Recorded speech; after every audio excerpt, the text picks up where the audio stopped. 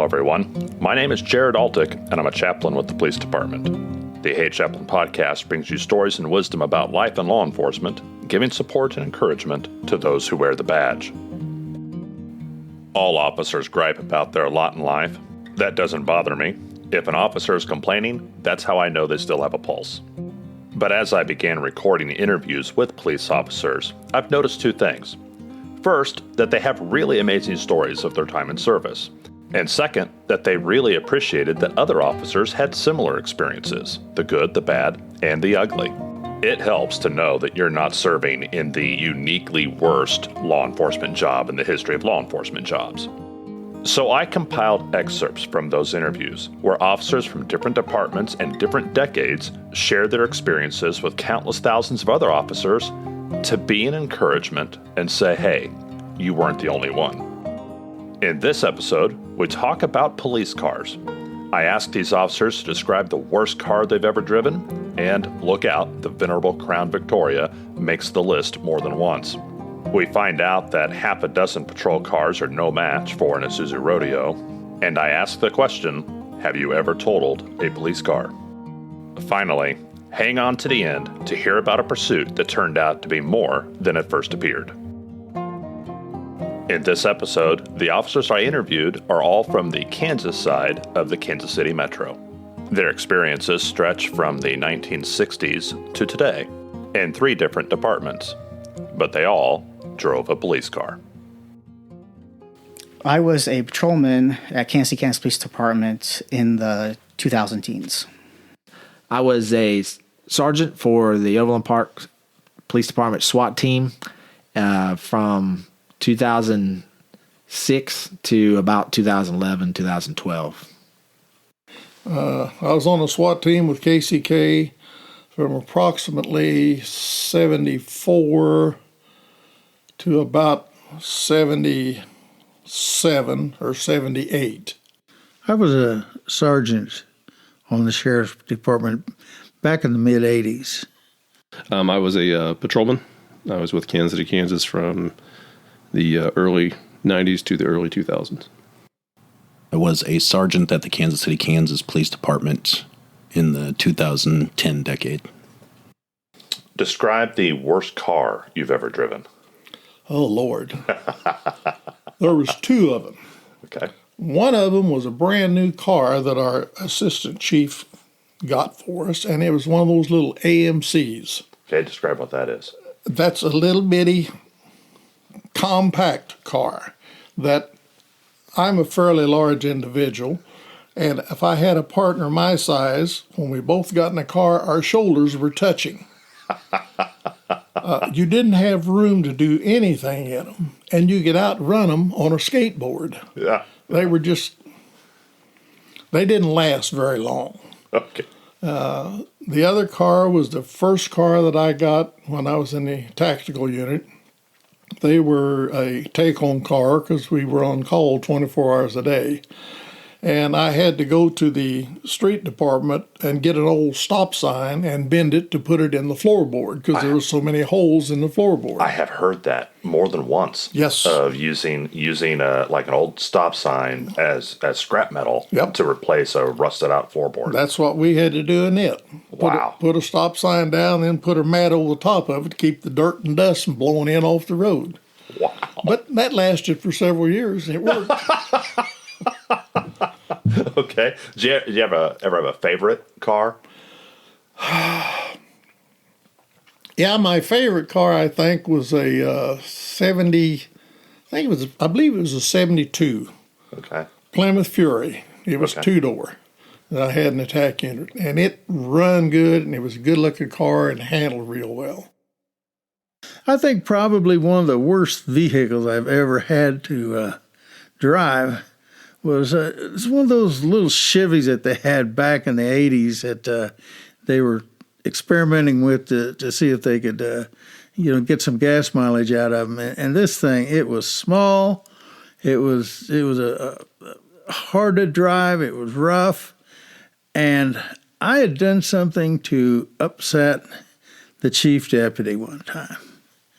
And he was very open about, okay, I'm going to get you. And he did. He got me. So for about a month straight, I transported prisoners from Wyandotte County Jail to Osawatomie, to Larned, to Hutchinson, all those nice places that you got a nice, long, boring, horrible strip, and inmates complaining about their comfort. So two things happened from that. I learned to keep my mouth shut, and I learned to hate those little cars. In the early 2000s, late 90s, was kind of the proliferation of in-car video. And it had just kind of come around in the late 90s, so that included the old VCR for you kids out there. So we actually had a VCR in the trunk, and then we had a camera in the front, and you had the controls and that kind of thing. So, and that was okay, but you're constantly running through tapes. And you might have a DUI that eats up a whole tape. You might go on a call that lasts several hours and you haven't been back to your car in several hours, but you ran hot, also known as lights and sirens. You ran hot, you didn't turn your camera off, and it just ran. And so you just constantly changing out tapes. But then if you had evidence on the tape, like a DUI, or you got a statement on tape or something like that, well, now it's evidence. But now you have to log it, and you have to submit it as property. Then when it's time for court, you got to go get it out of property. Then you got to queue it up, and you got to have the timestamps. And it was just over and over and over. So it was so 90s, as opposed to now when everything's digital and timestamps and everything was analog. Analog, yeah. Now you can bookmark stuff and find it and have it all ready to go before you even, and it uploads to the cloud and all kinds of stuff. So, yeah, the VCR and the VCR tapes were a pain. Were those in the trunk of the car, or? Yeah, the VCRs were in the trunk of the car. The camera was right there in the windshield, and you had a mic on your belt, or you had a mic. We had the mic clip on your belt, and then you had a wire running up to your collar. You'd get out of the car, or you'd get somebody's car, and like trash, there's tapes. Right. There's VCR tapes. Because you just imagine somebody vomited a old Blockbuster in the back of a patrol car, and you're like, oh my gosh, there's 20 tapes back here. Wow. Describe the worst car you've ever driven. I mean, ironically, that would be a Crown Victoria. Okay. Why do you say ironically? Because they're like the icon of police work. Okay. You know, you can't not like a Crown Victoria as a cop, but you can also hate them. Mid 2000s, there were a couple of years that Ford's paint on the white ones just came off. Yeah. And they wouldn't warranty them. And I guess, I don't know what the thinking was, but we never fixed them. So there's all these white Crown Vics with just rust all over them. Yeah. My first Chaplin's car was like that. Okay. Yeah. I mean, to the extent where, well, Johnny Rowland was flying over in his helicopter one day when he had an officer-involved shooting, and they were looking at the police cars out in front of this building at 14th and Central, and they're like, oh my God, that police car's all shut up. No. It's just got missing paint and rust all over it. It's just got big rust Yeah, spots. they're like, what were they shooting at that thing with? And no. Yeah, it was a spare car. I mean, our cars get used hard anyway because they just go from person to person to person. Running 24 hours a day. Yeah. And then if it becomes a spare car, then it's treated like the redheaded stepchild because nobody cleans it, nobody takes care of it, and this car had no carpet in it. You could tell the foam in the seats was probably gone for about 3 years because it was just framed with fabric on it. Yeah. There was no door panel on the inside of the driver's side. Yeah. Okay. Yeah. Only the best for us. Yeah, that's right. Describe the worst car you've ever driven. There's been so many. About the time we were phasing out the Crown Vics and going to the Explorers, there were a handful of cars that nothing seemed to work right, or the damages that were done on the inside of the car was horrible. Being my stature, the driver's seat was always something that I needed to take into consideration. if you get a car that's been used by some of the more veteran officers, that seat tends to be a little bit broken, and it could wobble. Yeah. The floorboard could have rusted out by now, so where you're driving around, you're hearing the metal on metal connection because the carpet's gone from people getting in and out of it so much. I don't remember the car number, but one car, I mean, literally the hood was like maybe a little bit of white paint. The rest was rust. And it's just because, I mean, the cars were old and they needed to be replaced, but budget wasn't there to replace them, or they were spare cars so only be able to use for a temporary time. But the temporary time turned into 6 months. Right. And so you're driving around out west or in Midtown, you're driving around somewhere, and your car looks like trash compared to, the brand new car that's sitting right next to you, and you're like, oh. Yeah.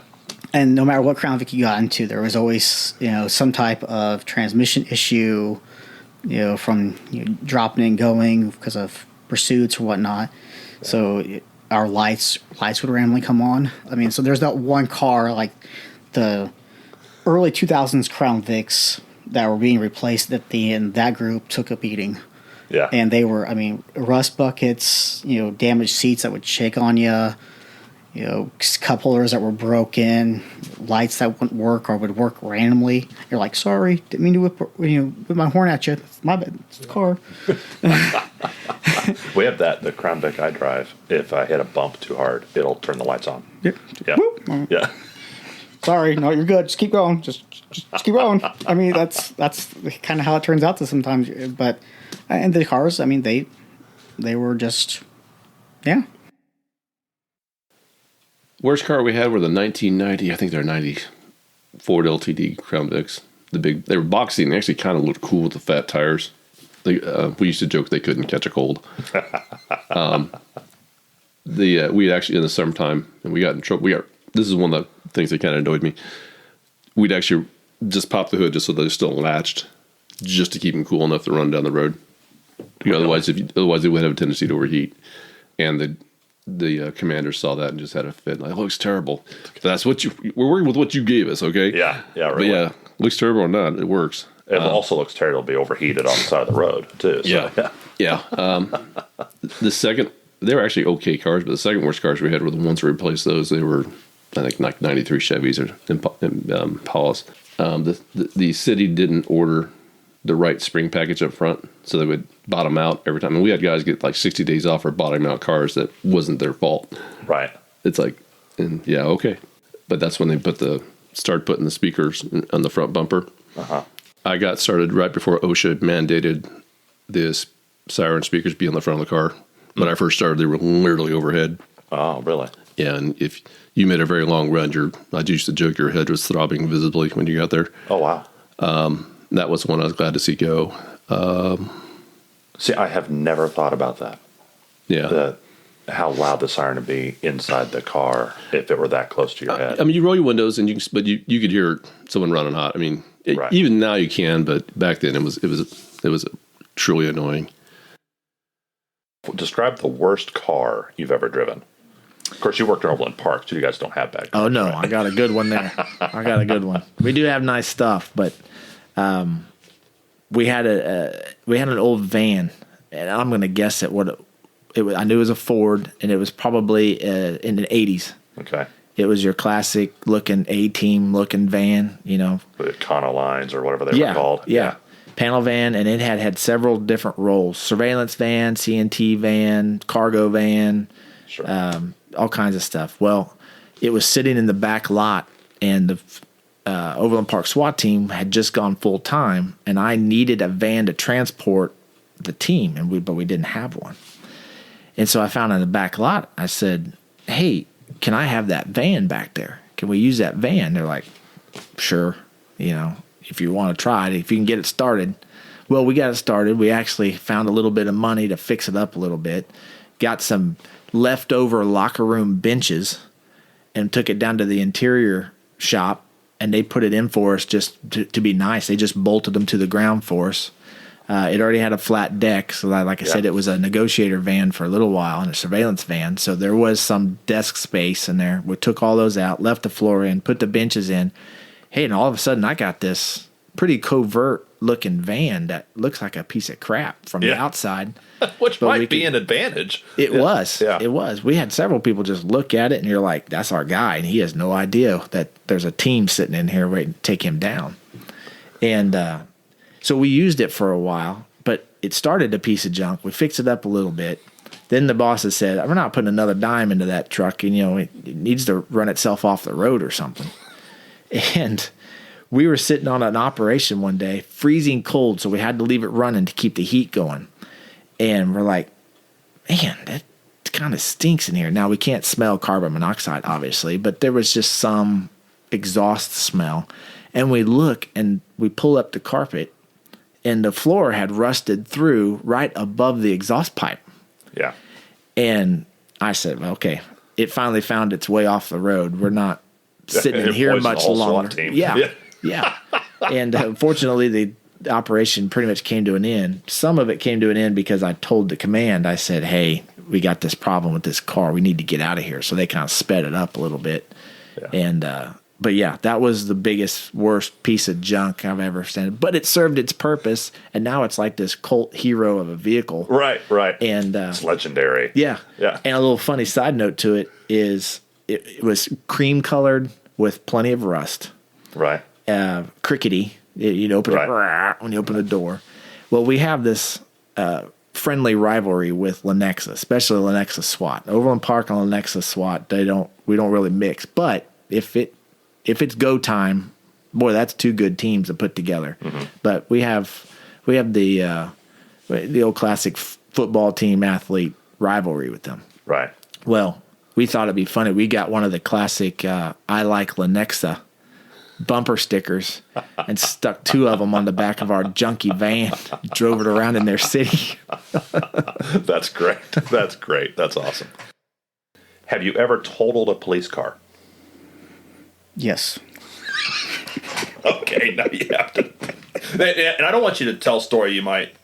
I assume everything is far enough back. You're not going to get in further trouble. No one's going to get in trouble for that. Okay. I mean, I've already served my time for it, so it's okay. Okay. It was up here at the Legends, kind of right when Best Buy and Taco Bell were just getting put in over there.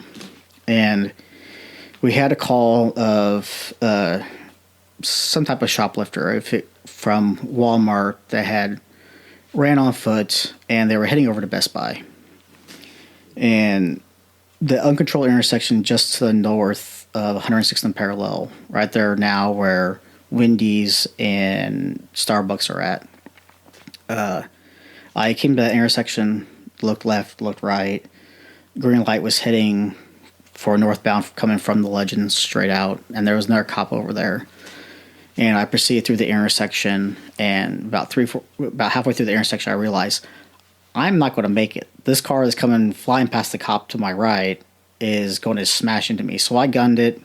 I ended up hitting the gas tank on the Crown Vic and just spun me around in 360.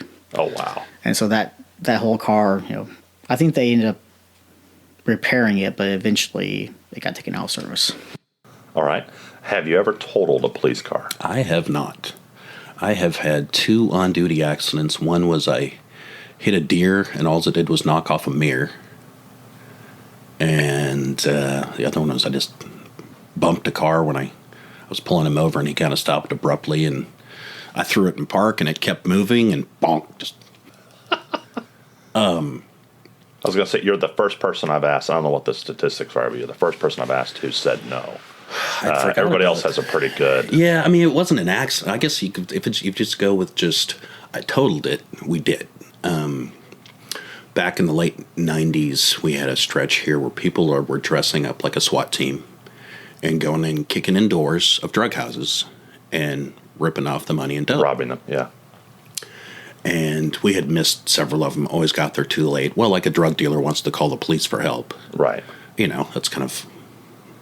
But we got called to one down in Turner, and fortunately the duty officers got there quick enough. And so they surrounded the house, and the sergeant, they get there, and they're like, oh, this they given great information over the phone about what happened, how many people there were, what they had done. So we knew, yeah, this is legit. And the sergeant goes, Has anyone even tried to knock on the door? Well, there were shots fired. Oh no, he marches right up there. Pow, pow, pow, pow, pow, pow, pow, through the door. He comes running off. Okay, now we're in a barricade. And so it's one of those ranch houses with the two garages underneath. Okay. Both garage doors were down, and there was a basketball goal, and all of a sudden the garage door starts coming off. They had gotten inside of an Isuzu Rodeo. If you ever want a tough vehicle, get in a Isuzu Rodeo. Okay. So they take the garage off and knock down the basketball goal. The sergeant's car was parked kind of halfway in the driveway, shoves the sergeant's car out of the way. Well, we had probably a dozen police cars around the area, shutting off the road and that sort of thing. And I was actually on training. And I'd been driving all night. And my FTO says somebody was out in their front yard right across the street from the house out there watching. He's like, go tell them to get back in the house. So I get out, I walk up and say, hey, you need to be in the house. They're shooting guns and stuff's getting crazy. I come back and he's sitting in the driver's seat. And I said, if this takes off, I will never, ever forgive you. He goes, that's why I'm driving. Well, sure enough, here comes this rodeo out through the garage door, shoves the sergeant's car, and off we go. I mean, it was like some Dukes of Hazzard sort of stuff. We were driving through the schoolyard and just whipping through gas stations, and it goes down Shawnee Drive, down 47th, down to Merriam, and I mean, the passengers leaning out the window shooting.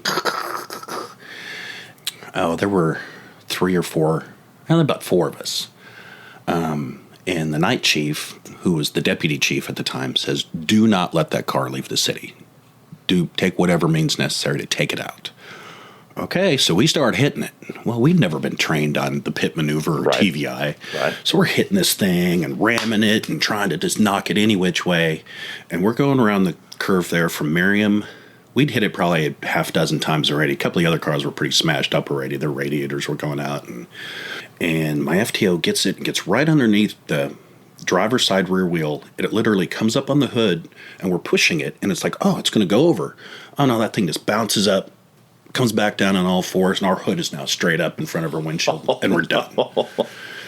But, yeah, we ended up taking out, I think, 6 cars that night because it ended up all the way up in Gladstone. And, it was nuts. So it made it to another city, and it took out several cop cars on the way. Yeah, good thing was we got to go home. They ended up, and it was hot. It was August something, and they ended up sitting on that thing where they wouldn't come out of the car for like 24 hours. Oh, wow. Sitting in somebody's backyard. And the only reason it stopped was it went through somebody's yard and got hung up on some landscape timbers, and it was just high-centered and stuck. Oh, really? But, yeah, that was a all-nighter all day before they finally gave up. So I went to a burglary in progress, and this is one of the first nights we got what we called a slick top. So we got the Crown Vic, and then over in the park we had like 3 different colors of these new Crown Vics. Boy, they were beautiful. We had this like candy apple red one, we had a dark charcoal one, and we had white. Well, the community wasn't used to it, and we had what we call, some call it a ghost sticker, we call it a slick top. Okay. Well, it's the transparent or the same color decals on the side that you can only see when you hit with light. Yeah. Okay. So I go to this burglary and I pull up behind these guys. They have no idea. They think it's just someone else. They were burglarizing a party. Okay. They were kicked out and were told not to come back, and then they locked all the doors. Well, these guys were kicking on the door trying to get back in. Well, I pull up behind them. They're walking back, and they're just looking at the car, and they just blow it off. Mm-hmm. They don't see that that's a police car and with a cop sitting in it. Yeah. Well, it's me, and I'm 7 feet from them, just looking at them. Right. Well, I know what's going to happen. They're going to get in the car. If they start to drive off, well, I can't chase them. And so, I mean, I could have, but burglarizing a party, I'm not going to risk chasing. Doesn't warrant pursuit. And there's a foot of snow on the ground. I should give you a little imagery. This is a little bit north into town, so an older neighborhood, foot of snow on the ground. So I'm not going to chase them.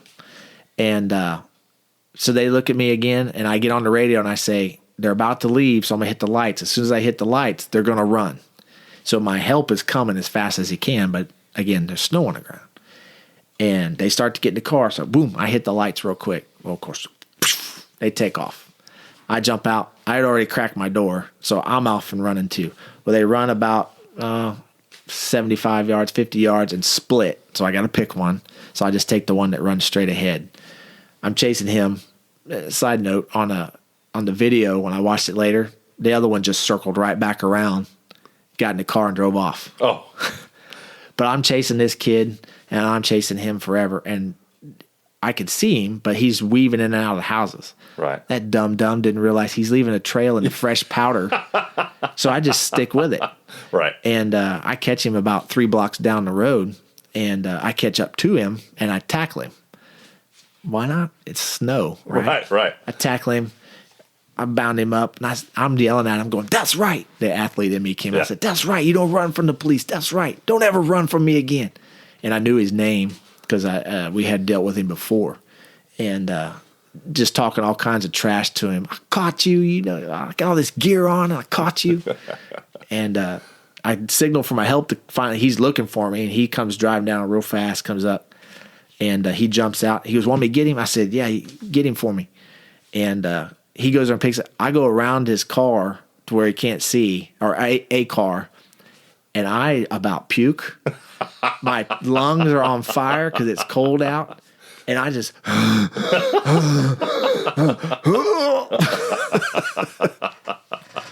That's awesome. 15 seconds before that, I'm talking trash. Oh, yeah. You know? Oh, yeah. He doesn't have to see the other part. Yeah, I bent over behind a car. Just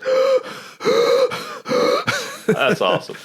One night, I had a partner at the time, which was rare. We were in Armourdale, and at 7th and Kansas Avenue, at that time, there was no left turn. And we were sitting at the intersection, and a car comes down the street and makes an illegal left turn right in front of us. So we turned around and went to stop him, and he took off. And we pursued him up onto I-70, down I-70 to Lewis and Clark Viaduct, across Lewis and Clark Viaduct. We notified Kansas City, Missouri, because he wasn't driving extremely fast, but he wouldn't stop. Right. We chased him across Lewis and Clark. Kansas City, Missouri joined in on the chase. He went over to Paseo, got off on Paseo, started down Paseo, and we'd try to get up beside him.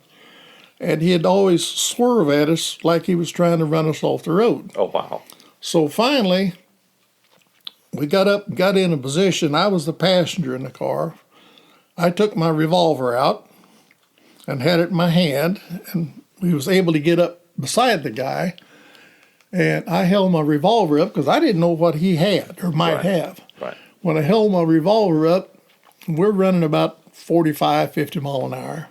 He turned and seen the revolver, put his hands up, laid down in the seat, and immediately struck a light pole. Oh, yeah. Crashed into a light still pole. moving. While he's running about 50 mile an hour. By the time the cars stopped bouncing around, Missouri had bailed out of their cars and apprehended the man. And we took him down to Kansas City, Missouri to book him.